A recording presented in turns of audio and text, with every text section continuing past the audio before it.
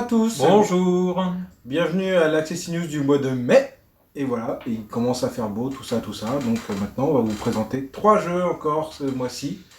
Un peu tendance enchère ce mois-ci. Ouais, il y a un petit peu d'enchère, mais il n'y a pas que ça, il y a un peu de tout. Allez, 2 jeux de la boutique et un jeu présent à la ludothèque. C'est parti.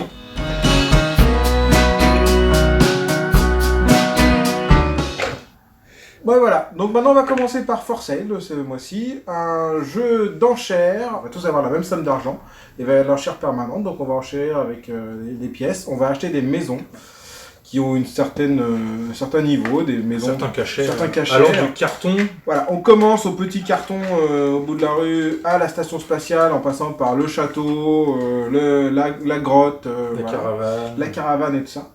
Donc là, ça va y avoir une première phase de jeu où tout le monde va récupérer ces types de cartes aux enchères. Donc tout le monde a le même nombre de cartes.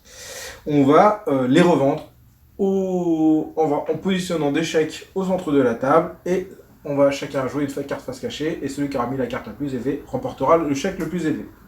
Et à la fin de tout ça, on additionne celui qui a vendu le plus de la valeur de ses chèques, plus les quelques sous qui lui restaient avant, et c'est le plus riche qui l'emporte. Voilà. C'est un petit jeu d'enchères très simple, en deux temps, voilà, très amusant. Ce qui est fun aussi dans ce jeu, c'est que des fois on se retrouve à revendre une cabine de toilette ou un carton très très cher, et c'est vraiment en fonction des chèques qui sont présents au milieu de la table. Donc des fois on va revendre pour 10 000 un carton de SDF, alors qu'au moment de revendre sa station spatiale, il n'y aura qu'un petit chèque de 2 000 de disponible au centre de la table. C'est ça. C'est assez rigolo de faire des plus-values sur certaines habitations et pas sur d'autres. Ouais.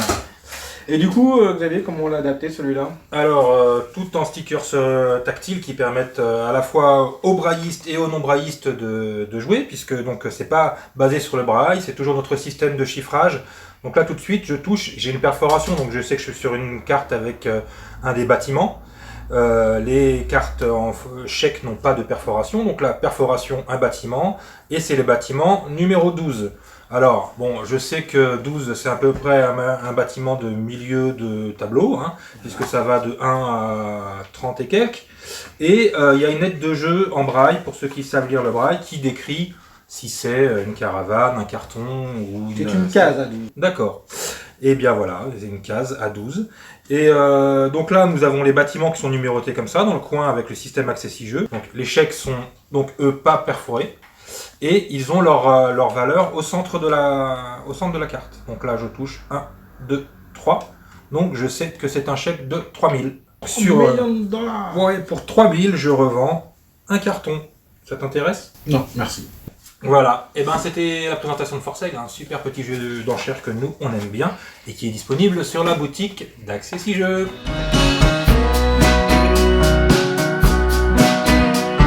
Mon jour de chance, c'est dans la petite gamme de jeux l'Auberge des Pirates qu'on a déjà présenté. Il y en a un suivant qu'on présentera une autre fois qui s'appelle Zombie Life. C'est des jeux où donc, les règles sont ultra simples. Il y a 2 pages de règles et encore même pas. Donc dans le jeu, il y a 10 cartes 10, 9 cartes 9 et ainsi de suite. Il y a un système de blackjack où faut être le plus proche de 21, mais sans le dépasser. Donc à son tour de jeu, on va piocher une carte. Soit on pioche une carte, on la rajoute devant soi. Soit cette carte-là, on l'encaisse dans notre paquet qui doit être le plus proche de 21. Mais si à un moment donné, on tire une carte qu'on a déjà en paire, on est obligé de l'encaisser. Donc si on dépasse 21, on explose et nous, on est éliminé. Et c'est le plus proche de 21 à ce moment-là qui gagne. Et alors après, au niveau des adaptations, c'est assez simple, hein, c'est comme on fait toujours avec tous les jeux où on a du chiffre. C'est tactile et c'est pas du braille. 1, 2, 3. Donc là c'est 3 points, c'est pas 3 points braille, c'est juste 3 unités, donc 3 points. Un rond vaut 5 et un carré vaut 10. Donc là tout de suite je touche, j'ai un carré et je sais que j'ai un 10. Voilà, ça va que jusqu'à 10, donc niveau adaptation, c'est très très simple à prendre en main. Et voilà pour jour de chance.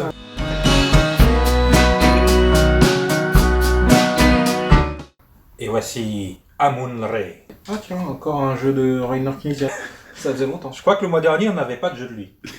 Peut-être. Ah oui, étonnamment. Ouais, il me semble. Un jeu qui est disponible à la bibliothèque et qu'on ne vend pas, mais que les plus geeks d'entre vous pourront venir essayer. C'est pas un jeu pour monsieur, madame, tout le monde. Hein. C'est déjà un peu pour les habitués des jeux de société. Ça fait bien gamberger. C'est un jeu où on est dans l'univers des pharaons et où c'est un jeu d'enchères.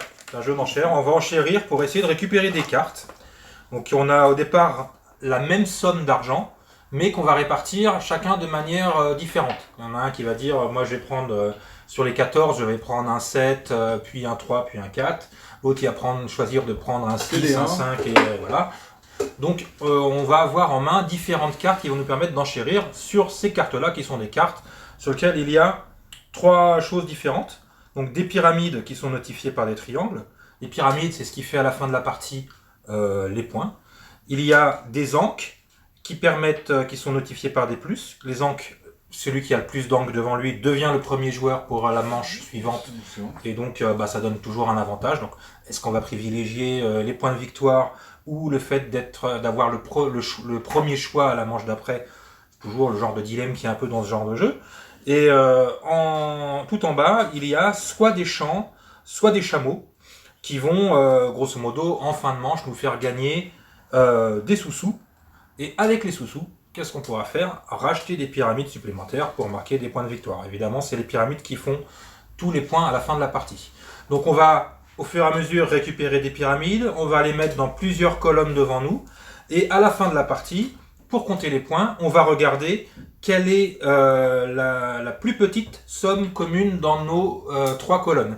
Si par exemple dans la colonne 1 j'ai 5 pyramides, dans la deuxième j'en ai 3 et dans la troisième j'en ai 3, la plus petite somme commune c'est 3, donc je marquerai 3 points. Peu importe si j'en ai des 5 dans la première colonne.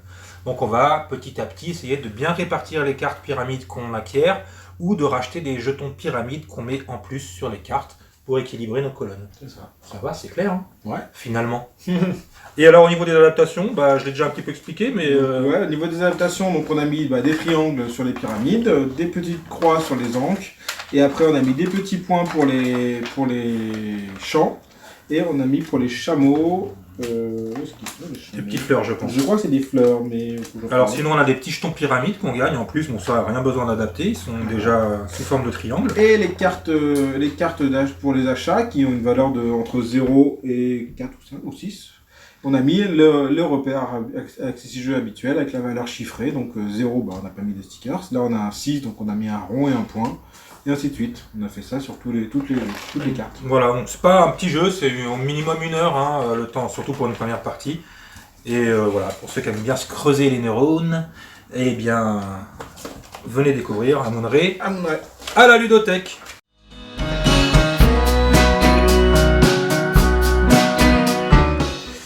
En mai, fais ce qu'il te plaît, et nous, il nous plaît de jouer aux jeux de société. C'était la présentation des jeux de l'Accessi News du mois de mai. On se retrouve au mois de juin. Ouais, pour encore 3 nouveaux jeux. 3 nouveaux jeux avec plein de soleil. Ouais, avec plein de soleil. Challenge. Faut pas trop des jeux avec du soleil maintenant. C'est con, on en avait un là. Ok. Amun-Re. C'est vrai. Bon, on en a d'autres. C'était la présentation de Amun-Re. Ça t'a vu, c'est un peu une momie. Non. Ouais, bon. Mais. Non mais. Donc, ouais, prochain mois. Ok. C'est juin normalement. Ok. Le mois d'après, après mai c'est juin.